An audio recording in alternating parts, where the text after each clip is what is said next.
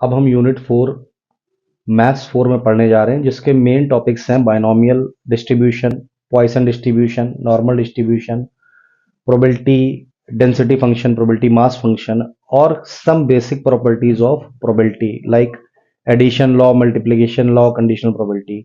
तो आइए देखते हैं, बहुत ही आसानी के साथ इन टॉपिक्स को कवर करते हैं। और ये टॉपिक आपके लिए बहुत इंपॉर्टेंट है पास होने के पॉइंट ऑफ व्यू से, तो इसको अच्छे से करके जाइए। आज हम कुछ बहुत इंपॉर्टेंट टॉपिक डिस्कस करने जा रहे हैं, जिसका नाम है बाइनोमियल डिस्ट्रीब्यूशन।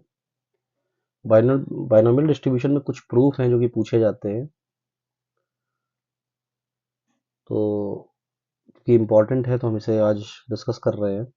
और बहुत आसान सा है, कुछ इसमें बहुत खास नहीं होता है।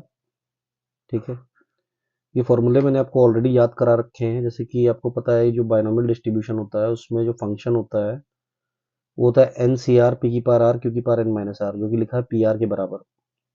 ठीक, अब एक बात और समझ लीजिए, जैसे कि आर की जो वैल्यू है, अगर हम आर की वैल्यू को इस तरह से देना शुरू करें, जैसे कि आर को 0 रख दें, तो जो एन सी आर पी की पावर आर क्यू की पावर एन माइनस आर है उसमें भी वैसे ही हो जाएगा। और तो ये बात आप बहुत क्लियर कट समझ रहे हैं कि जैसे ही इसको आपने एन से 0 किया, पी की पावर आर होता है, ऊपर फॉर्मूले में आप देख भी सकते हैं। तो ये पी की पावर 0 हो गया, क्यू की पावर एन हो गया। ठीक है, मैं एक बार जरा चेक कर रहा हूँ वॉल्यूम को अपनी। तो ये बात आप बहुत बाइनोमियल डिस्ट्रीब्यूशन में कुछ प्रूफ। ठीक है, तो देखिए अभी करना क्या होता है कि 0 से जैसे मल्टीप्लाई कर दिया इसको, तो 0 इंटू दिस 0 ही आ गया। ठीक है, फिर 1 रखा आर की वैल्यू, तो यहाँ पर भी एन सी 1 कर दिया, पी की पावर 1 कर दिया, क्यू की पावर एन माइनस 1 कर दिया, 1 इंटू दिस हो गया, तो ये हो गया n p q power n minus 1। इसी तरह से 2 रख दिया तो एन सी 2 हो गया, पी स्क्वायर हो गया, क्यू की पावर एन माइनस 2 हो गया। एन सी 2 को सॉल्व किया तो वो होता है एन माइनस 1 बाई 2। ठीक, इसको थोड़ा सा सॉल्व कर देंगे। इसी तरह से 3 रखा तो एन सी 3 हो गया, पी की पावर 3 हो गया, क्यू की पावर एन माइनस 3, इसको भी मल्टीप्लाई कर दिया। अब देखिए जोड़ने पर जो है वो हमारा रिजल्ट एनपी आता है। हमें इस बात को देखना है कैसे आता है। तो जो टर्म हमने यहाँ पे लिखे थे लाइन से, उन्हीं सबको जो है हॉरिजॉन्टल लाइन में लिख दिया है। तो देखिए जैसे कि आप देख भी पा रहे होंगे, यहाँ पर सबसे पहला जो टर्म था वो आपका वो था एन पी क्यू की पावर एन माइनस 1, वो यहाँ लिख दिया है। ये 2 into n n minus 1 by 2 वाले टर्म को यहाँ लिख दिया है, 3 वाले टर्म को यहाँ लिख दिया है, और एन पी की पावर एन को यहाँ लिख दिया है। अभी हम क्या कर रहे हैं, इसमें से हम एनपी कॉमन ले रहे हो, तो ये एनपी यहाँ लिख दिया, तो यहाँ से क्यू की पावर एन माइनस 1 बचा, और यहाँ से पी स्क्वायर बचा, यहाँ क्यू की पावर एन माइनस 2 बचा। ठीक है, तो अभी आपको बहुत क्लियर कट समझ में आ गया होगा कि क्या करना है हम लोगों को। ठीक, तो एनपी जैसे ही कॉमन लेंगे, हमारे पास ये एक सीरीज बन जाएगी, क्यू की power n minus 1 plus n n minus 1 p square q की power n minus 2 so on p की पावर एन माइनस 1। ये होता है पी प्लस क्यू की पावर एन माइनस 1। तो पी प्लस क्यू, क्योंकि हमें पता ही है कि बाइनोमियल डिस्ट्रीब्यूशन में पी प्लस क्यू जो होता है, पी क्या होता है ये भी पता होना चाहिए। पी होता है प्रोबेबिलिटी ऑफ सक्सेस। ठीक है, पी होता है आपका प्रोबेबिलिटी ऑफ सक्सेस, और क्यू होता है आपका प्रोबेबिलिटी ऑफ फेलियर। ये बात जान रहे हैं कि पी आर जो होता है वो क्या होता है, एन सी आर पी की पावर आर क्यू की पावर एन माइनस आर। ठीक, तो इसमें जो होता है ये आपका जो एन होता है वो नंबर ऑफ ट्रायल्स होता है। ठीक, नंबर ऑफ ट्रायल्स, जैसे कि अगर कोई पासा है उसको फेंका गया 10 बार तो वो ट्रायल्स है। ठीक, अब पासे पर एक आना, ठीक है, तो ये नंबर ऑफ सक्सेस है, तो उसकी प्रोबेबिलिटी हो गई 1/6, क्योंकि प्रोबेबिलिटी का फॉर्मूला होता है number of favourable outcome upon total number of outcome. ठीक है, तो ये चीज आपको ध्यान देनी है। ठीक,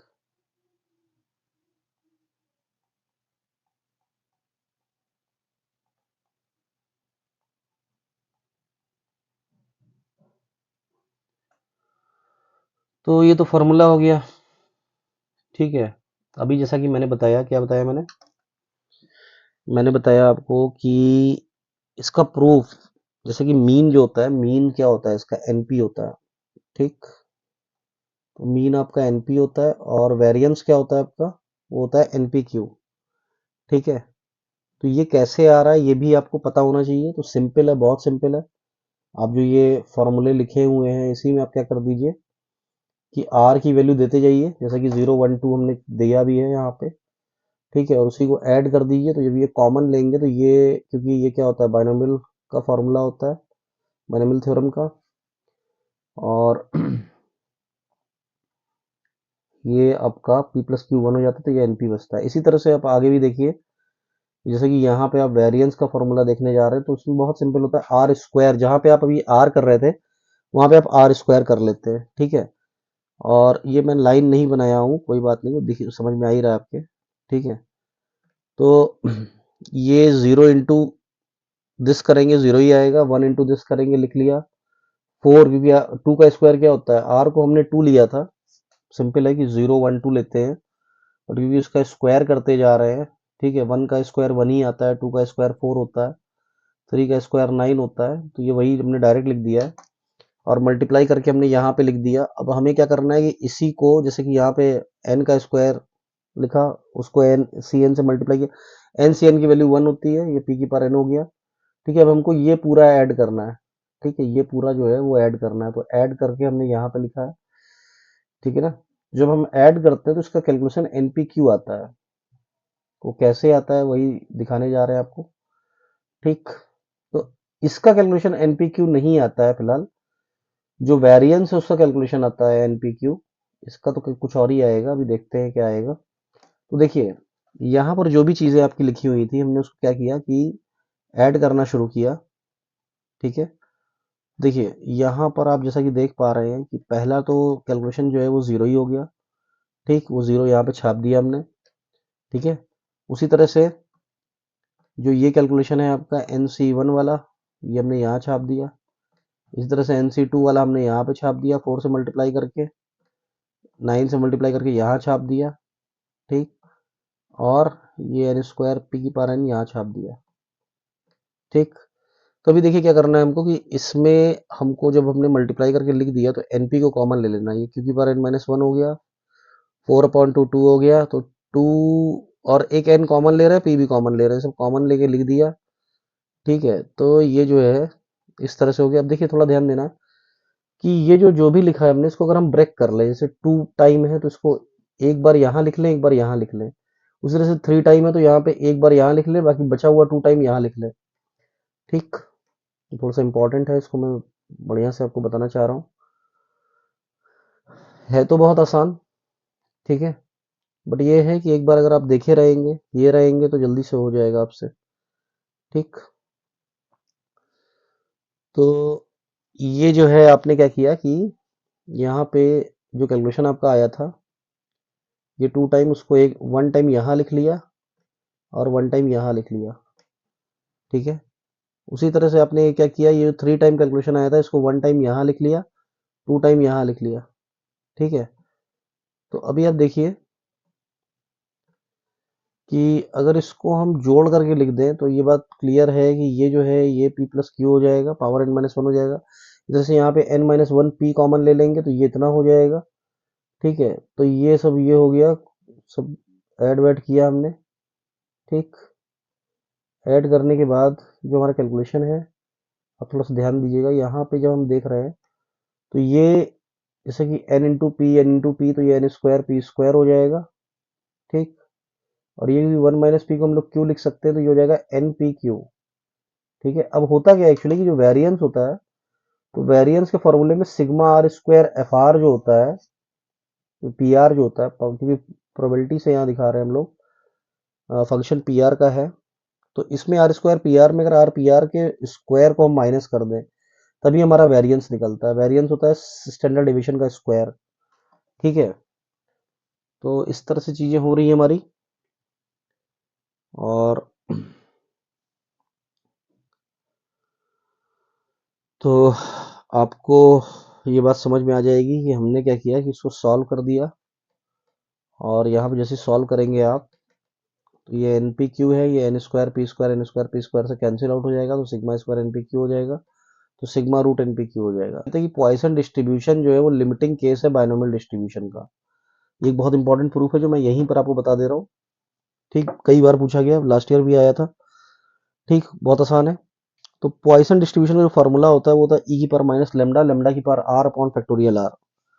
ठीक है, और बाकी जो फॉर्मूला होता है वो होता है ई की पावर माइनस एम, एम की power r upon factorial r. चाहे लेमडा से लिखें चाहे एम से लिखें, ये आपका मीन होता है। मीन का फॉर्मूला, क्योंकि ये बायनोमियल का ही एक केस होता है, तो मीन जैसे कि बायनोमियल में एनपी निकला था, तो यहाँ पे एम या लेमडा को भी एनपी लिख सकते हैं। तो अगर हम यहाँ से पी की वैल्यू निकालना चाहें तो पी की वैल्यू हमारी कुछ इस तरह की आ जाती है कि पी इज इक्वल टू हो जाता है एम अपॉन एन। ठीक, तो हमने ये लिख दिया कि पी की वैल्यू क्या हो गई, एम अपॉन एन हो गई। ठीक, अब देखिए जरा थोड़ा सा दिमाग लगाना है इसमें हमको। जो फॉर्मूला है हमारा एन सी आर पी की पावर आर की पावर एन माइनस आर, ठीक है, ये वाला। तो इसी में हम क्या करेंगे कि जो आपका ये जो वैल्यू है आपकी ये रख देंगे। ठीक है, तो ये वैल्यू हमने एम अपॉन एन रख दिया, तो ये देखिए एन सी आर ऐसे ही रह गया, one minus m upon n हो गया। ठीक है, क्योंकि पी को हम लोग लिख कैसे सकते हैं, पी को हम लोग ऐसे भी लिख सकते हैं तो जो ये पी है, पी को हम लोग यहाँ पे लिख दें एम अपॉन एन की पावर आर।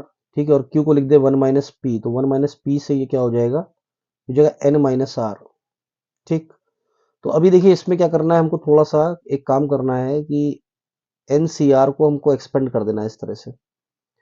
ठीक, एन सी आर को एक्सपेंड कर दिया। दूसरी बात, इसको थोड़ा सा हमने इस टर्म को पहले लिख लिया है। ठीक है, और इसको बाद में लिख लिया, बाकी सब सही है। ठीक है, तो ये लिख लिया। अब क्या कर रहे हैं हम कि जो n की पावर r है, तो n को यहाँ पे पूरे में डिवाइड दे दिया, तो डिवाइड देने पर क्या हो जाएगा, ये कुछ इस तरह से हो जाएगा, ये कुछ इस तरह का बन जाएगा, n upon n minus one upon n upon n minus two upon n upon n minus r की r minus one upon n, m upon r one minus m upon n की पावर n। सब simple है, कुछ इसमें कुछ खास नहीं करना है। ये पावर जो n है यहाँ पे पॉजिटिव वाली ऊपर छोड़ देनी है, माइनस r वाली नीचे छोड़ देनी है। अब हम क्या कर रहे हैं, n को इन्फिनिटी रख रहे हैं। ठीक है ना, तो n को इन्फिनिटी जैसे ही रखेंगे तो देखिए कुछ चीज़ें तो कैंसिल आउट हो जाएंगी। मैंने इसका कैलकुलेशन यहाँ पर थोड़ा सा लिख दिया है, आप एक बार में देख सकते हैं। जो ये कैलकुलेशन हमारा आया था, ठीक, तो n अपॉन एन ये वन हो जाएगा, n अपॉन एन वन हो जाएगा। ठीक, यहाँ पे जैसा कि आपको दिख भी रहा होगा ये, ठीक है, और ये हो जाएगा माइनस का वन अपॉन एन।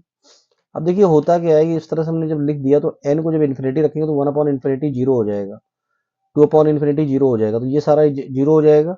उधर से m अपॉन एन जो होगा वो वन अपॉन इन्फिनिटी जीरो हो जाएगा, यहाँ पर भी जीरो हो जाएगा। तो जो चीज़ें बच रही हैं आपकी वो कुछ इस तरह की देखिए कि ये बच जाएंगी one minus m upon n. ठीक है, अब थोड़ा सा इसमें आपको ट्रिक लगाना पड़ेगा कि आपने क्या किया, जो एन बच रहा है इसको थोड़ा सा ध्यान देना है। इसको पूरी तरह से भी जीरो नहीं कर देंगे डायरेक्ट, इसमें थोड़ा सा कैलकुलेशन है।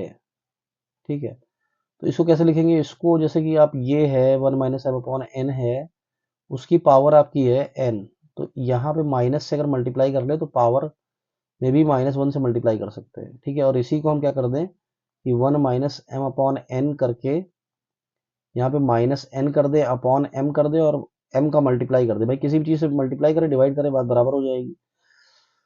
तो देखिए यहाँ पर जो चीज़ आपकी लिखी हुई है, ठीक, ये फॉर्मूला होता है कि यहाँ जो लिखा हुआ अगर यही पलट करके ऊपर लिखा हो तो वो ई हो जाता है। तो ये पूरा ई हो गया, ये पूरा ई हो गया, यानी कि ये ई हो गया। ठीक, ये इंडिटरमिनेट फॉर्म से हो जाता है। ठीक है, ट्वेल्थ की बहुत इंपॉर्टेंट प्रॉपर्टी है। तो ई की पावर माइनस एम बचेगा, और बाकी आपके समझ में आ ही रहा है कि ये एम की पावर आर जिंदा है अभी, ये यहाँ से ये जीरो नहीं होने वाला और ये भी नहीं जीरो होने वाला। ये आपने सॉल्व किया, ये क्या आ गया, ई की पावर माइनस एम आ गया।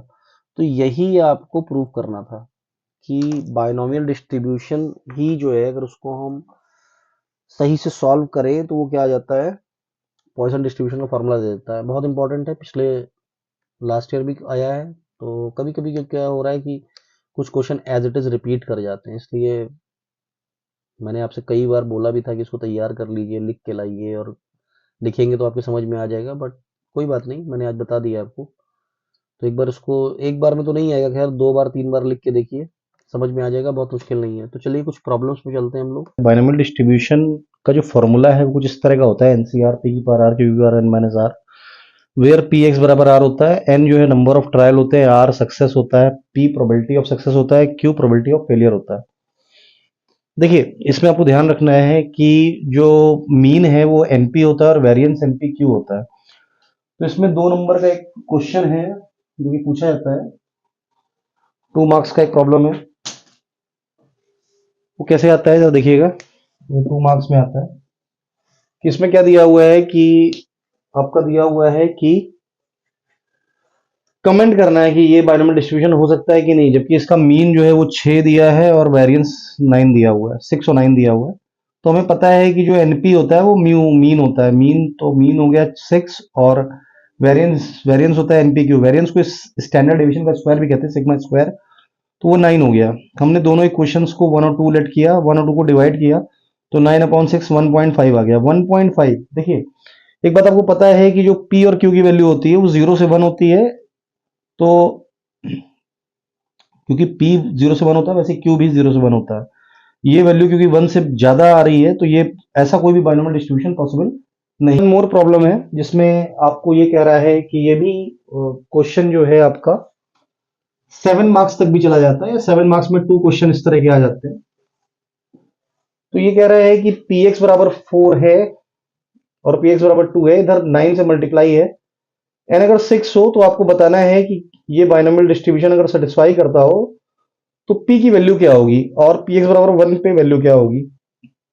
देखिए बहुत सिंपल है, आपने अभी देखा था कि पी एक्स बराबर आर जो था वो क्या होता था, एनसीआर पी की पावर आर क्यू की पावर एन माइनस आर। अब क्योंकि आर की वैल्यू को 4 रख रहे हैं तो जहां जहां पे आर है वहां वहां पे 4 कर देंगे, यहां 4 कर दिया, यहां 4 कर दिया, यहां 4 कर दिया आर की जगह पे, ठीक है।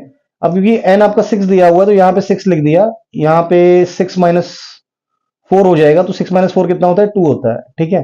तो 6c4 लिख दिया, 6c4 हम कैलकुलेटर से निकाल लेंगे, 15 आता है, ठीक है। सिमिलरली पी एक्स बराबर 2 निकालना है तो क्या कर देंगे, 6c2 कर दिया, पी स्क्वायर कर दिया, और इस फॉर्मूले में 6 - 2 हुआ तो 4 हो गया, ठीक है। तो इस तरह से ये भी, क्योंकि 6c2 और 6c4 बराबर होते हैं, इसकी कैलकुलेटर से वैल्यू निकालेंगे तो 15 आ जाएगी। ये आ गया पी स्क्वायर क्योंकि पर 4।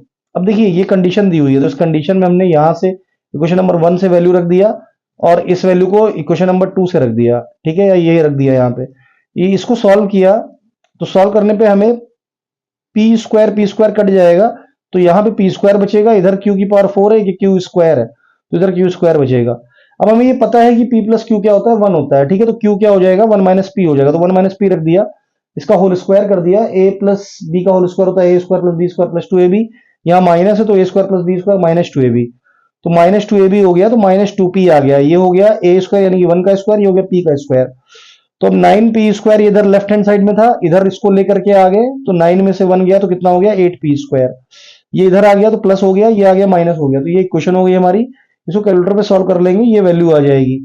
देखिए इसमें एक वैल्यू और भी आएगी, p इक्वल टू -1/2, लेकिन उसको हम नहीं लेकर के चलेंगे, क्योंकि p की वैल्यू 0 के ऊपर ही होती है, 0 से 1 के बीच में होती है, तो ये वैल्यू सेटिस्फाइड नहीं होगी। तो यही इसी से हमको रूट मिलेगा, p इक्वल टू 1/4, ठीक।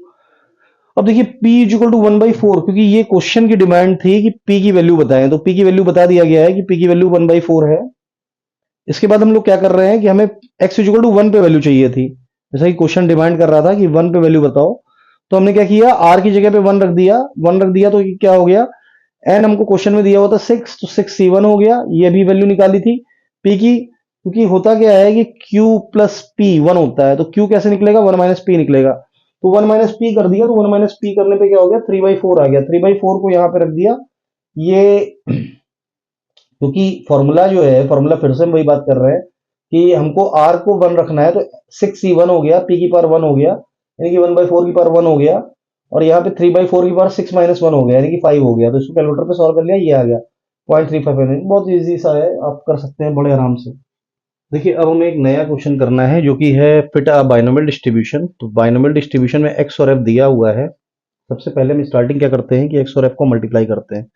तो 0 से 30 को मल्टीप्लाई किया, 0 आया, 1 से 62 को मल्टीप्लाई किया, 62 आया, 2 से 46 किया, 92 आया, 4 to 8 हुआ, इन सबको ऐड कर दिया, 192 आया, एफ को ऐड किया 150 आया। देखिए अब हमें मीन निकालना है। मीन कैसे निकलता है? मीन निकलता है हमारा sigma F x upon sigma F से। ठीक, तो इस तरह से हमने क्या किया, 192 जो हमारा आया था 192 अपॉन 150 किया, ये 1.28 जो है वो मीन आ गया। देखिए मीन आने के बाद एक सबसे इंपॉर्टेंट कंसेप्ट है कि हमें ये बात पता है कि बायनोमियल डिस्ट्रीब्यूशन में जैसे कि a प्लस बी का होल स्क्वायर करते हैं, तो इसको ऐसे भी लिख सकते हैं। अगर इसको बायनोमियल के हिसाब से लिखना हो r के फॉर्म में, तो हम ऐसे भी लिख सकते हैं कि 2c0 a square 2c1 ab plus 2c2 b square. ठीक है, अब देखिए यहां पे r का वैल्यू 0 है, r का वैल्यू 1 है और r का वैल्यू कितना है 2 है, बट n यहां पर क्या है, n यहां पे 2 ही है।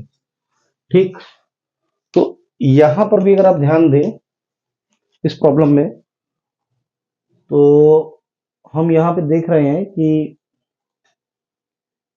जैसा कि यहां पे दिख रहा है आपको, देखिए यहां पे r जो है, r क्या है, r आपको दिख रहा है कि 4 अगर हम लेते हैं n की वैल्यू को 4, ठीक है ना, तो r एक ज्यादा होगा, 0 से स्टार्ट होगा 4 तक जाएगा। तो हम यहाँ पे n कितना लेंगे, 4 लेंगे। यही इसमें इंपॉर्टेंट है कि n को हम लोग 4 लेंगे, तो 4 लेते ही 4 इंटू पी हो जाएगा, और p करने के बाद हम लोग क्या कर लेंगे कि p का वैल्यू निकाल लेंगे यहां से। तो p का वैल्यू आ जाएगा कुछ इस तरह से, p का वैल्यू आ जाएगा हमारा 0.32। ठीक है, तो ये हमारा 0.32 p का वैल्यू आ गया। p का वैल्यू आने के बाद p प्लस क्यू हमें पता है कि 1 होता है, तो q हमने निकाल लिया 1 माइनस पी करके 0.68 आ गया। n जो होता है वो क्या होता है, n आपका होता है टोटल फ्रीक्वेंसी सिग्मा एफ, यानी कि 150 हो गया। तो जो फिट होता है, फिट का फॉर्मूला होता है n into P plus Q power n। ठीक है, जो फिट होता है बाइनोमियल डिस्ट्रीब्यूशन में वो क्या होता है, n into P plus q की पावर n। ठीक है, तो ये 150 हो गया, p आपने निकाल रखा है पहले ही ऑलरेडी। ठीक है, तो p लिख देंगे आप लोग जो भी आया है। ठीक है, p आया है आपका 0.32 और प्लस 0.68 पावर 4, क्योंकि n की वैल्यू क्या थी, 4 थी। तो ये फिट हो गया। एक बात और, कभी कभी हम लोग क्या करते हैं कि फिट करने से पहले अलग अलग वैल्यू डाल करके, जैसे कि n की वैल्यू 0 डाल देते हैं और n की वैल्यू 1 डाल देते हैं, ये हम लोग अलग से लिख लेते हैं और n की वैल्यू से उसको मल्टीप्लाई करके एक टेबल बना लेते हैं। ठीक है, तो वो भी सही है। अगर वहां से भी आप करते हैं उसको जोड़ेंगे तो भी क्या होगा, देखिए ये होती है ओवरऑल वैल्यू, ये 1 ही होता है, क्योंकि इसको जोड़ेंगे 1 आएगा, p प्लस क्यू 1 ही होता है, क्योंकि तो ये 150 के बराबर ही आ जाता है। तो इसको फिट यही है इसका। ठीक है, बहुत ध्यान रखना है आपको। यहाँ पे लिखा हुआ है out of 800 families with 4 children each,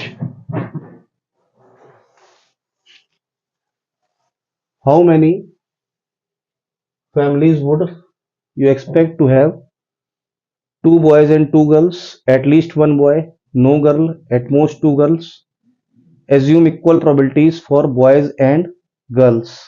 देखिए यहाँ पे बहुत सिंपल सा है प्रॉब्लम, बट इसको आपको थोड़ा सा ध्यान देना पड़ेगा।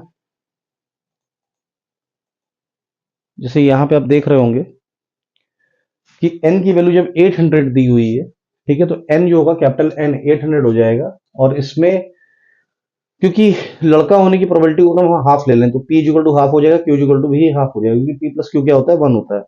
ठीक है, तो यहाँ पे हम फॉर्मूले में लगा देंगे, जब 2 बॉयज हों तो क्या होगा, 4c2 हाफ की पावर 2 हाफ की पावर 2, तो वैल्यू रख देंगे 300, कैलकुलेशन से आ जाएगा। इसको सबको आप जो है कैलकुलेटर सॉल्व कर लीजिएगा। 4c2 हो रहा है क्योंकि 2 बॉयज हम ले रहे हैं, अगर 2 बॉयज होंगे तो ऑटोमेटिक क्या होगा, 2 गर्ल्स होगा वहां पे। तो ये टोटल फ्रीक्वेंसी होती है n, क्योंकि अभी हमने फिट में देखा भी था कि कैपिटल एन से मल्टीप्लाई करते थे, इसीलिए हमने यहाँ पे 800 से मल्टीप्लाई किया है, और कुछ खास नहीं। अब अगर एटलीस्ट 1 बॉय बोल रहे हैं, तो एटलीस्ट 1 बॉय के लिए हम एक बात आपको बताना चाहेंगे कि इसको कुछ इस तरह से लिख सकते हैं कि 800 एटलीस्ट का मतलब हो गया कि P1 plus P2 plus P3 plus P4। ठीक है, तो यहाँ पे R की जो वैल्यू है वो 1 2 3 4 हम देते चले जाएंगे। ठीक है, तो ये इस तरह से हो जाएगा और 800 से मल्टीप्लाई कर देंगे। ठीक, तो इसको सॉल्व करने पर कुछ इस तरह का आ जाएगा आपका 750 टाइप। ठीक है, एक बात और, अगर कुछ लोग इसको या तो ऐसे कर देते हैं या कुछ लोग ऐसे भी कर देते हैं कि एटलीस्ट में क्या करें कि वन, क्योंकि टोटल प्रोबेबिलिटीज का सम जो होता है वन होता है, तो वन में से पी जीरो को हटा लें। तो पी जीरो कितना है आपका, पी जीरो है आपका, ये 4 टोटल थे, 4 सी जीरो हो गया, हाफ की पावर जीरो हो गया और हाफ की पावर 4 हो गया। ठीक, तो 800, 4 सी जीरो होता है आपका 1, ये हो जाएगा 1/2 की पावर 4, तो ये हो जाएगा 800, ये होता है 1/16, तो 800, 16 माइनस 1 होता है 15/16। ठीक है, तो 16 से डिवाइड करोगे, यहाँ 50 आएगा, 50 इंटू 15 750। तो अगर इस तरह से भी अगर आप कर दें इसको तो भी सही है, और वैसे कर रहे हैं तब भी सही है। एक बात और कि अगर नो गर्ल की बात कर रहे हैं, यानी कि अगर कोई लड़की नहीं तो सारे के सारे क्या है, लड़के हैं, यानी कि जो आर की वैल्यू है वो 4 हो जाएगी। ठीक है, तो अभी क्या करना है हमको कि आर की वैल्यू को 4 रख देना है, तो 800 इंटू 4 सी 4 हाफ की पावर 4। ठीक, तो यहाँ पे आप लिख सकते हैं P4 से मल्टीप्लाई कर दिया गया 800 को। फिर कह रहा है एटमोस्ट 2 गर्ल, तो एटमोस्ट क्योंकि हम प्रोबेबिलिटी जो ले रहे हैं वो लड़का होने की प्रोबेबिलिटी को हाफ ले रहे हैं, तो इसलिए हम क्या करेंगे, एटमोस्ट कहें या एटलीस्ट 2 बॉय कहें, तो 2 3 4 पे हम P2 P3 P4 निकाल लेंगे अलग से। ठीक, तो यहां पे जो भी हमने ये काम किया था आपका, इसमें थोड़ा सा बदलाव करेंगे हम, केवल P2 से P3 P4 को हम ऐड करेंगे, बाकी सब नहीं करेंगे।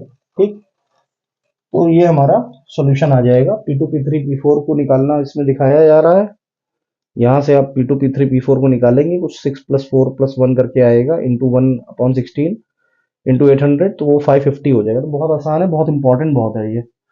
जैसे एक और क्वेश्चन है, जैसे कि यहाँ पे आप क्या कर रहे हैं कि हिटिंग अ टारगेट जो एक प्रोबेबिलिटी है वो कितना दिया हुआ है, 10% दिया हुआ है। तो 10 शॉट अगर किए गए हैं तो एटलीस्ट वंस जो टारगेट है वो हिट हो जाए, उसकी प्रोबेबिलिटी क्या होगी। तो वो क्या क्या दिया हुआ है ये ध्यान रखना है। दिया क्या क्या हुआ है आपको, दिया हुआ है कि 10% उसकी प्रोबेबिलिटी, यानी कि 10/100, 10/100 यानी कि 1/10 जो है वो पी आ गया। ठीक है, तो 1/10 अगर आपने पी को कर दिया तो क्यू कितना हो जाएगा, क्यू हो जाएगा आपका क्यू, क्योंकि क्या होता है पी प्लस क्यू 1 होता है, तो वहीं से आप क्या कर देंगे, पी प्लस क्यू को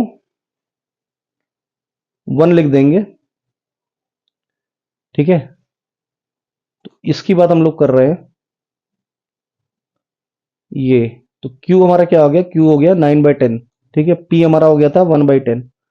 ठीक, क्योंकि N जो है वो 10 दिया हुआ है, तो एटलीस्ट 1 का मतलब होता है कि 1 2 3 4 सारे के सारे, तो Px greater than equal to 1 लिखे हम, या हम क्या करते हैं कि सारी प्रोबेबिलिटी का सम क्या होता है 1 होता है, तो 1 में से अगर हम P0 को हटा दें, ठीक है, तो 1 में से अगर हम P0 को हटा देंगे, यहाँ पे आप देख सकते हैं 1 में से P0 को हटा देंगे तो भी हमारा रिजल्ट आ जाएगा। तो हमने वही काम किया है, इसको सॉल्व कर दिया कैलकुलेटर से, 0.6513 आंसर हो गया। इस तरह से और भी कुछ क्वेश्चन कर लेंगे, क्योंकि तो बेसिक है, बेसिक बता दिया गया है आपको, इसी तरह के क्वेश्चन और भी आ सकते हैं। पॉइसन डिस्ट्रीब्यूशन की बात करते हैं, तो पॉइसन डिस्ट्रीब्यूशन को हम लोग ऐसे देखते हैं।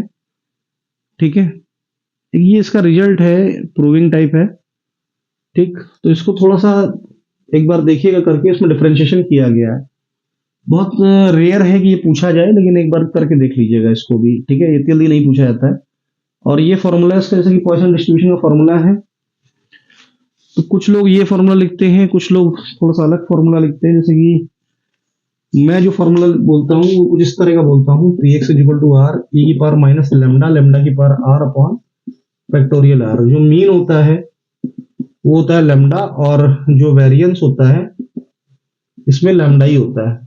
ठीक है, तो ये ध्यान रखिएगा, इस तरह का कुछ फॉर्मूला हम लोग पॉइसन डिस्ट्रीब्यूशन में पढ़ते हैं।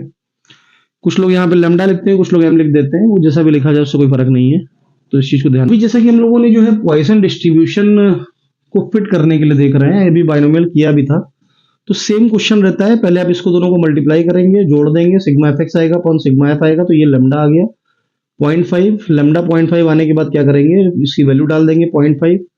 ठीक है, लैम्डा की वैल्यू, और जो टोटल फ्रीक्वेंसी है एन, एन जो है वो होता है सिग्मा एफ आपका।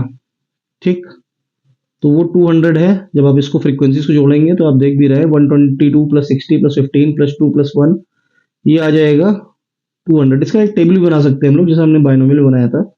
ठीक है, तो ये जो फॉर्मूला आ गया, तो आर की वैल्यू हम इसमें क्या करेंगे, 0 1 2 3 4 लगाते चले जाएंगे, और जैसे जैसे हम लोग आर की वैल्यू 0 1 2 3 4 लगाते जाएंगे, ठीक, इस ऊपर वाले फॉर्मूले में, तो हमें अलग अलग वैल्यू जो है आर की 0 पर, 1 पे, 2 पे, 3 पे, 4 पे सारी वैल्यू मिलती चली जाएंगी, और इसको हम राउंड ऑफ कर देंगे, तो हमारे पास ये कैलकुलेशन आ जाएगा। बस एक चीज ध्यान रखना है कि जब भी हम राउंड ऑफ करेंगे, टोटल हमारा 200 से ज्यादा ना आए, क्योंकि सिग्मा एफ जो पहले आ रहा था फ्रीक्वेंसीज का सम, वो 200 आ रहा था, तो ये 200 ही आना चाहिए ना, ये 199 भी नहीं चलेगा और ये 201 भी नहीं चलेगा, तो 200 ही आना चाहिए।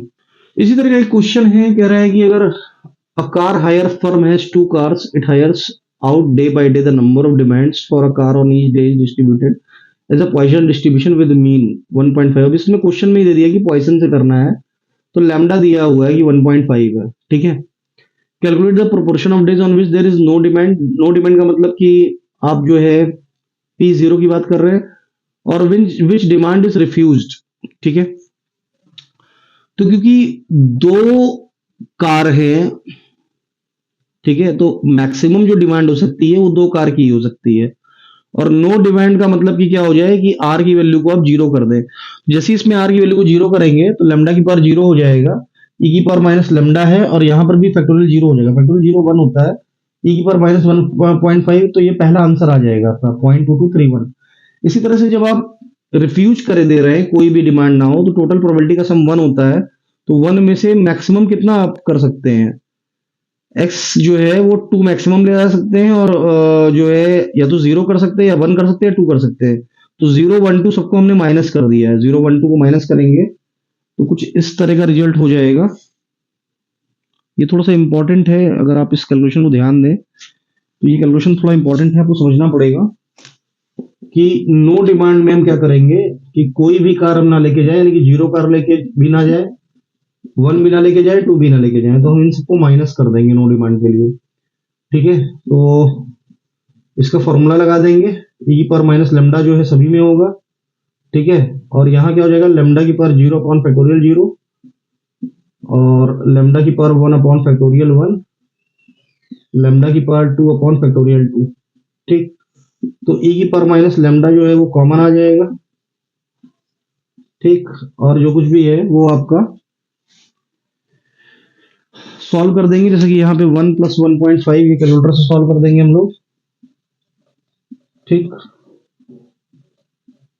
Whole square upon factorial 2 solve कर देंगे, तो ये आ जाएगा, आंसर आ जाएगा माइनस करने के बाद 0.1912625, ठीक है। तो सिंपल है, बहुत ज्यादा टेंशन लेने की जरूरत नहीं है।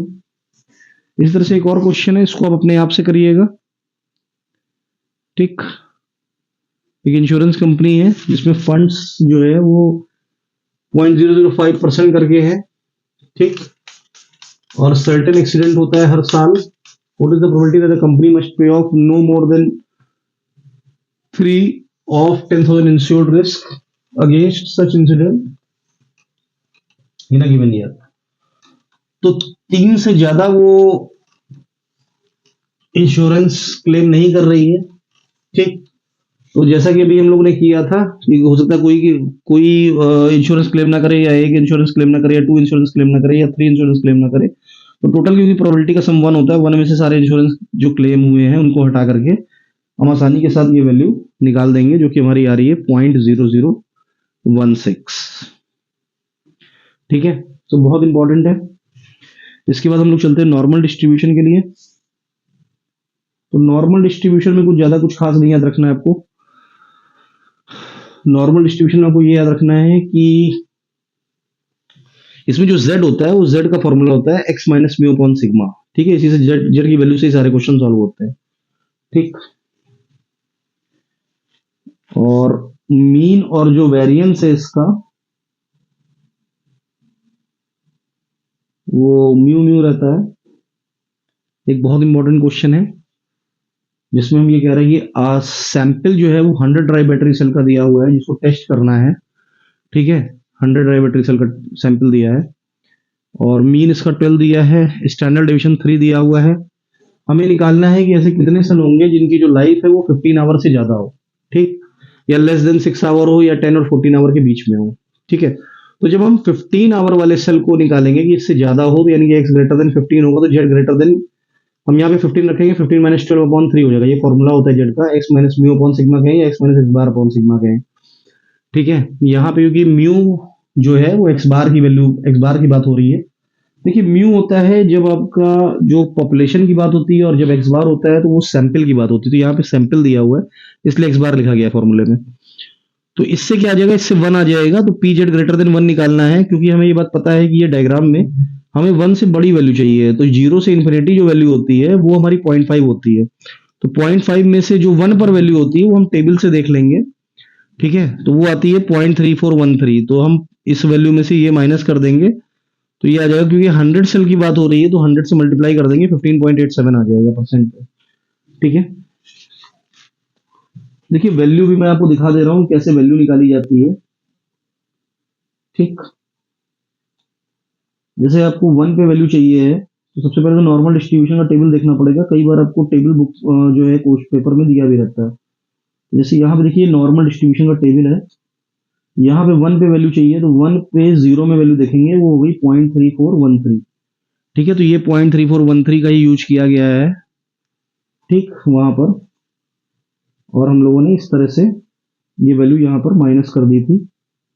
ठीक, अब देखिए आपसे वो कह रहा है, दूसरे क्वेश्चन में वो कह रहा है कि लेस देन 6 आवर जो है ऐसे सेलों की संख्या बताइए, परसेंटेज बताइए जिनकी जो लाइफ है वो 6 आवर से छोटी हो। तो यानी कि x की जो वैल्यू है हमको यहाँ पे 6 रखना पड़ेगा। तो 6 माइनस 12 अपॉन 3 जैसे ही करेंगे वो क्या आ जाएगा, माइनस का 2 आ जाएगा।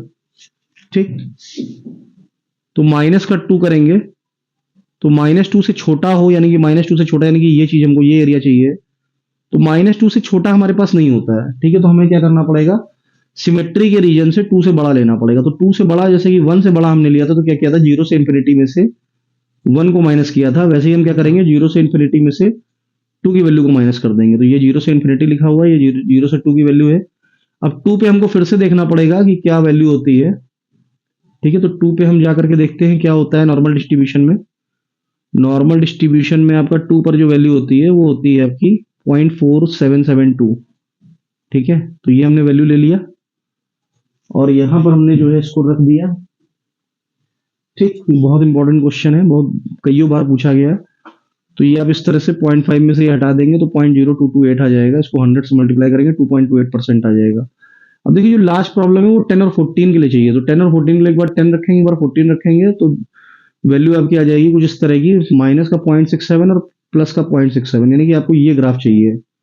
ठीक है, अब फिर से वही बात कि आपकी वैल्यू निगेटिव में नहीं होती है, तो हम ये कह दें कि जो ये ग्राफ है आपका, ये वाला 0 से 0.67 वाला, इसी को हम 2 बार ले लें। ठीक, तो हम क्या करें, 0 से 0.67 की वैल्यू को 2 से मल्टीप्लाई कर दें। ठीक है, तो 2 से मल्टीप्लाई करने के लिए हम क्या करें, 0.67 पे वैल्यू हमको चाहिए है, हम चलते हैं 0.67 पे वैल्यू देखते हैं कैसे हो सकती है। ठीक, देखिए 0.6 तो ये हो गया हमारा, यहां से हो गया, और 0.6 में जैसे ही हम 0.6 का मतलब ये हो गया, और इधर से अगर हम 0.07 ले लें, ठीक, तो हमारे पास क्या मिल जाएगा, हमारे पास मिल जाएगा 0.67। ठीक है, ये मिल गया हमको 0.67। ठीक, जो 0.67 है आप देख सकते हैं कि वैल्यू हो रही है आपकी 0.2485। ठीक, तो यही 0.2485 की वैल्यू को हम लोग यूज कर रहे हैं यहाँ पे। अब देखिए 0.2485 की वैल्यू को अगर हम 2 टाइम मल्टीप्लाई कर दें तो ये आ जाता है, इसको 100 से मल्टीप्लाई कर दें 49.70% आंसर आ जाता है। इसी तरह का एक सेम क्वेश्चन है जो 1000 केसेस के लिए दिया हुआ है, तो हम बिल्कुल सब कुछ वैसे ही करेंगे, बस लास्ट में हम 1000 से मल्टीप्लाई करेंगे। तो इसको अपने आप करिएगा आप लोग। ठीक है, डू इट योर सेल्फ, बहुत इंपॉर्टेंट है, करिएगा जरूर। ठीक, इसी तरह से एक और क्वेश्चन भी है, ठीक, जिसे हम लोग अपने आप से करेंगे। सारे क्वेश्चन मिलते जुलते हैं। ठीक, और इसमें से कोई भी क्वेश्चन आपको छोड़ना नहीं है, सारे क्वेश्चन करने हैं। ठीक है, तो इसमें क्या कह रहा है कि मीन दिया हुआ है 8। ठीक है, यानी कि म्यू दिया हुआ है आपको 8। ठीक, स्टैंडर्ड डेविएशन दिया हुआ है सिग्मा, सिग्मा यानी कि 2 दिया हुआ है। हाँ ध्यान रखिएगा, मीन जो है वो 8 होता है और स्टैंडर्ड डेविएशन इसका सिग्मा होता है। ठीक है, तो जेड होगा, जेड क्या हो जाएगा, x minus mu upon sigma हो जाएगा। ठीक, तो 12 माइनस 8 अपॉन 2 कर देंगे, यहाँ पे 2 मंथ्स दिया हुआ था क्योंकि स्टैंडर्ड डेविएशन। ठीक है, और जो है 12 मंथ पे रिप्लेस करना है हमको, तो 12 रख देंगे एक्स की वैल्यू को, तो इस तरह से हमारा जेड 2 आ जाएगा। तो Z greater than equal to 2 के लिए चाहिए, तो इसको हम लोग क्या करेंगे, जीरो से इन्फिनिटी में से, यानी कि 0.5 में से 0 से 2 तक की वैल्यू को माइनस कर देंगे। 0 से 2 वैल्यू अभी भी हमने दिखाया था कि 0.4772 होती है, माइनस कर देंगे तो ये आ जाएगा। इसको 5000 क्योंकि टोटल दिया हुआ है पेयर, तो 5000 से मल्टीप्लाई कर देंगे, ये आंसर आ जाएगा आपका। एक बहुत इंपॉर्टेंट क्वेश्चन है जो कि आपका यहाँ पे दिया हुआ है, ये आने के इस बार बहुत चांस है। ठीक है, ये बहुत बहुत इंपॉर्टेंट क्वेश्चन है। ठीक, मोस्ट इंपॉर्टेंट। तो इसमें 31% आइटम जो है वो अंडर है 45 वैल्यू के, और 8% जो है वो ओवर है 64 वैल्यू के। और यहाँ पे कुछ वैल्यू आपको दी हुई है कि 0.5 पे जो वैल्यू होती है वो है 0.19। ठीक है, और 1.4 पे जो वैल्यू होती है वो है 0.42। ठीक है, इस तरह से दी हुई है। तो देखिए, इसको पहले तो हमें क्या करना पड़ेगा कि हमें ये समझना पड़ेगा कि यहाँ पे थोड़ा सा हमको ये समझना पड़ेगा कि किस तरह से लेफ्ट का एरिया ले या राइट का एरिया ले। तो क्योंकि वो कह रहा है कि अंडर 45 है, तो 45 के अंडर जो है वो 31% है। ठीक, और 64 के ऊपर जो है वो 8% है। ठीक है, तो उसका डायग्राम हमने बना देते हैं, क्लियर डायग्राम बना देते हैं कि 45 के जो अंडर है वो है आपका 31%। ठीक, ये आपका 31% है, और 64 के जो ओवर जा रहा है वो कितना जा रहा है, वो जा रहा है आपका 8%। ठीक, अब देखिए यहां पे जो वैल्यू है, अगर हम इस एरिया को निकालना चाहें, इस वाले एरिया को, तो हम ये बात समझ रहे हैं कि 0.5 में से 0.31 हटा देंगे तो ये क्या हो जाएगा, 0.19 हो जाएगा, ये बचा हुआ एरिया जो होगा यहाँ का। ठीक, ये जो बचा हुआ एरिया होगा ये क्या हो जाएगा, 0.5 में से अगर हम 0.31 हटा दें तो ये हो जाएगा 0.19। ठीक, उसी तरह से अगर हम ये वाले एरिया की बात करें तो ये एरिया क्या हो जाएगा कि 0.5 में से अगर हम 0.5 में से अगर हम 0.08 हटा दें, ठीक, तो वो आ जाएगा आपका 0.42। ठीक है, 0.42। अब देखिए ये तो एरिया हो गया, इसके लिए हमें ऑलरेडी वैल्यू दी हुई है कि यहाँ पे जो 0.19 एरिया होता है उसको जब x की वैल्यू 0.5 लेते हैं तो ये होता है, और 0.42 जो एरिया होता है वो 1.4 के लिए होता है। यानी कि हमको Z1 और Z2 यहाँ से पता लग गया कि यहाँ से Z1 जो है वो Z1 जो है वो दिया हुआ है, बट क्योंकि ये लेफ्ट की तरफ है, लेफ्ट की तरफ जा रहा है, तो हम इसको माइनस में निगेटिव में लेंगे, और ये राइट की तरफ है तो इसको हम Z2 को पॉजिटिव लेंगे। ठीक है, तो Z2 हमारा कितना हो जाएगा, 1.4 हो जाएगा। ठीक है, तो Z1 और Z2 जो है वो हमें पता लग गया है। ठीक, अब देखिए Z1 Z2 जब हमें पता लग गया तो हमें क्या करना है इसमें, यहां पर, क्योंकि ये मेन फॉर्मूला है हमारा। ठीक, Z is equal to x minus mu upon sigma. ठीक है, तो Z is equal to x minus mu upon sigma हमारा मेन फॉर्मूला है।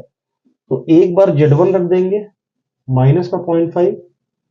ठीक, तो जब Z1 रखेंगे और एक बार रख देंगे Z2 रख देंगे 1.4। ठीक है, बाकी सब रखते चले जाएंगे। तो देखिए हमें क्वेश्चन में जो है वो दिया हुआ है कि यहाँ पे ये 45 के लिए है कि लेफ्ट जा रहा है। ठीक है, और ये 64 जब है तो ओवर जा रहा है। तो ये दो इक्वेशंस हमारी बन रही हैं इस तरह से। ठीक, सिग्मा को मल्टीप्लाई कर लेंगे उधर तो दो इक्वेशन बन जाएंगे। दोनों इक्वेशंस को अगर हम लोग सॉल्व कर ले साइमल्टेनियस, बहुत सिंपल, इनको माइनस कर लेंगे तो सिग्मा आ जाएगा। सिग्मा जैसे ही आ जाए, किसी एक इक्वेशन में वैल्यू डाल दीजिएगा सिग्मा की, तो लैम्डा यानी कि म्यू भी आपका आ जाएगा यहाँ पे। जैसे म्यू आ जाएगा तो म्यू और सिग्मा ही निकालना। तो बहुत इंपॉर्टेंट क्वेश्चन है जो पूछा जाएगा। तो फॉर्मूला है प्रोबेबिलिटी डेंसिटी फंक्शन की, एक डेफिनेशन है और कुछ इंपॉर्टेंट रूल है। जैसे कि यहाँ पे एक ग्राफ दिख रहा है आपको, एक डायग्राम दिख रहा है। इसमें क्या है, ए टू बी में जो एरिया है वो इतना एरिया कवर हो रहा है, ठीक है। तो इसी को बोलते हैं प्रोबेबिलिटी डेंसिटी फंक्शन। और इसको आप ए टू बी में अगर एफ एक्स डी एक्स को इंटीग्रेट कर दें तो मिल जाता है। माइनस इन्फिनिटी से इन्फिनिटी में जो एफ एक्स डी एक्स की वैल्यू होती है वो 1 होती है। एफ एक्स डी एक्स हमेशा, एफ एक्स जो होता है वो हमेशा 0 से बड़ा होता है या बराबर होता है, ठीक है।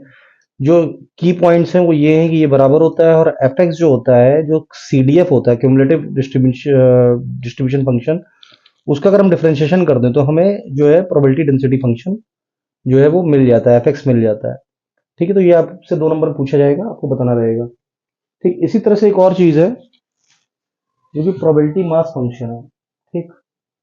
प्रोबेबिलिटी मास फंक्शन, तो प्रोबेबिलिटी मास फंक्शन क्या है कि जैसे कि आप देखते हैं कि कहीं पर किसी डाइस को फेंका गया है, तो डाइस पर 3 आना या 5 आना, जो उसकी प्रोबेबिलिटी है वो क्या है, जैसे कि 1/6 होती है, तो ये 1/6, 1 या 2 या 3 या 4 या 5 या 6 सबकी 1/6 होती है। अगर सबको जोड़ देंगे तो 1 ही आता है। तो इसे बोलते हैं प्रोबेबिलिटी मास फंक्शन। कहते हैं define the probability of a discrete random variable, किसी भी डिस्क्रीट यानी किसी पर्टिकुलर वैल्यू पर क्या प्रोबेबिलिटी की वैल्यू हो रही है, ये बताना, जो पॉसिबल आउटकम हो सकते हैं वहां पर, ठीक है। और ये नॉन निगेटिव होती है, तो इसको ग्रेटर देन इक्वल टू 0 होता है, और सारी प्रोबेबिलिटी का जो सम होता है वो 1 होता है। यही इसका मेन कंसेप्ट है। अब जैसे यहाँ पर एक क्वेश्चन है, ये कह रहा है कि एक रैंडम वेरिएबल है जो कि प्रोबेबिलिटी फंक्शन पे बेस है, ठीक। तो इसमें आपको जो है प्रोबेबिलिटी फंक्शन पर बेस ये है, आपको के की वैल्यू निकालनी। देखिए कभी भी जितनी भी प्रोबेबिलिटीज होती हैं उनका सबका जो सम होता है वो 1 होता है। तो 0 + k + 2k + 3k + k² + k² + 7k² + 7 के वो 1 होगा, ठीक है। तो आप यहाँ पे जोड़ेंगे 7 2 9 1 10, 10 k² आ गया, 3 2 5 5 2 7 7 1 8 8, और आपका इधर का के, तो ये 9k हो गया, ठीक है। और एक बात और, ये जो 1 है इसको इधर ले आएंगे, -1 हो जाएगा, तो ये एक क्वाड्रेटिक इक्वेशन हो गई। इसका रूट जो है हम कैलकुलेटर से निकाल लेंगे, के की वैल्यू 1/10 आ जाएगी, ठीक है। अब ये कह रहा है कि अगर पी एक्स जो है वो 6 से छोटा हो तब इसकी प्रोबेबिलिटी का सम क्या होगा। तो 6 से छोटा का मतलब कि हमको यहां पर इतना चाहिए, ठीक है। पी एक्स बराबर 0 पे, पी एक्स बराबर 1 पे, पी एक्स बराबर 2 पे हमको इस तरह से चाहिए, और पी एक्स बराबर 5 तक चाहिए हमको। तो 5 तक जोड़ने के लिए हम क्या करते हैं इसमें कि हमने क्या किया, 0 किया, के किया, 2k किया, 2k किया, 3k किया, ठीक है। और के स्क्वायर कर, हम इसको अगर वैल्यू को, के की वैल्यू को यहां से 1/10 लगा दें तो हमारा रिजल्ट आ जाएगा। उसी तरह से अगर हमको केवल 6 और 7 पे वैल्यू चाहिए, ठीक है, तो 2k² और 7k² प्लस के में वैल्यू रख दिया जाए, ठीक है। तो 2k² यानी कि के की वैल्यू 1/10 है, तो 1 बाई यानी कि 2/100 हो जाएगा, और यहां से हो जाएगा 7/100, और ये हो जाएगा 1/10। तो ये हो जाएगा 2 और 7 9 हो जाएगा, 9/100 हो जाएगा, प्लस 1/10, ये आंसर आ जाएगा, ठीक है। तो कैसे भी करिए रिजल्ट आपको मिल जाएगा, ठीक। आसान सा क्वेश्चन होता है, ये आता जरूर है। अभी देखिए इसमें एक और चीज पूछी गई है कि अगर जो है 3 और 6 के बीच में लाई करें, यानी कि 3 और 6 के बीच में लाई करने का मतलब 3 से बड़ा होता है 4, और 5 और 6 भी होता है, ठीक है। तो ये 3k प्लस ये, जैसा कि यहाँ पे वैल्यू दिख भी रही है, 4 5 6 पे इन तीन वैल्यू को जोड़ देंगे आप, तो वैल्यू को जोड़ेंगे, के की वैल्यू को लगा देंगे, तो ये रिजल्ट आपका आ जाएगा। अब इसने लास्ट एक प्रॉब्लम में जो कहा है, तो ध्यान दीजिए, वो कह रहा है कि पी जो है, पी स्मॉल एक्स जो है वो अगर 1/2 से बड़ा हो, 1/2 से बड़े का मतलब होता है कि 0.5 से बड़ा। तो 0.5 से बड़ा क्या क्या हो सकता है, 0.5 से बड़ा 1 हो सकता है, ठीक है। तो 0.5 से बड़ा 2 हो सकता है, 0.5 से बड़ा 3 हो सकता है, 0.5 से बड़ा 4 हो सकता है, ठीक है।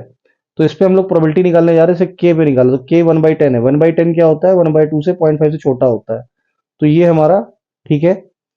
और इसी तरह से 2 पे निकालेंगे तो k + 2k आ जाएगा, ये दोनों वैल्यू जोड़ देंगे हम लोग, ठीक है, k + 2k वाली बात, ठीक। इसको जोड़ देंगे, ठीक है, क्योंकि पहला वाला तो 0 ही है।